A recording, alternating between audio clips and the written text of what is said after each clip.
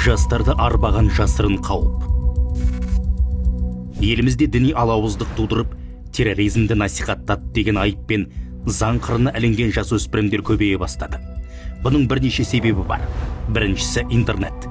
Деструктивті діни ағым арбаушылары әлеуметтік желілерде бояуы қанық, тілі жеңіл эмоцияға толы материалдар таратады.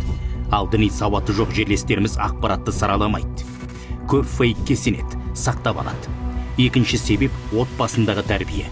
Күнкөрістің қамымен жүрген атана баласының бос уақытын әрі интернеттегі қызығушылығын қадағаламайды. Компьютерлік ойындар, буллинг, психологиялық күйзеліс, құқықтық сауатсыздық көпті құрдымға құлатуда.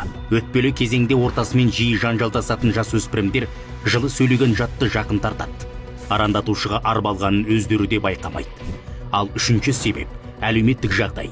Істі болғандардың оқиғасын сараласақ, көбі тұрмысы төмен не толық емес отбасында тәрбиеленген. Деструктивті діни ағым қиын жағдайда күйзеліп жүргендердің сеніміне кіру үшін жанашырлық танытқан болады. Материалдық жағынан қамқор бола жүріп, уытты уағыздарымен ақыл ойын шектеп, ақыры өздеріне бағынышты етіп қояды. Санасы мүгедек адамды билеп төстеу оңай, бұйрық берілсе қылмыс жасайды. Әлеуметтік желіде қатерлі вирусты таратады, ал оның ақыры абақтыға барады. Ескертеміз, діни алауыздық тудырып, терроризмді насихаттау аса ауыр қылмыс санатына жатады. Сондықтан жазасы да қатал. Ал бұл үшін қылмыстық жауапкершілік 14 жастан басталады.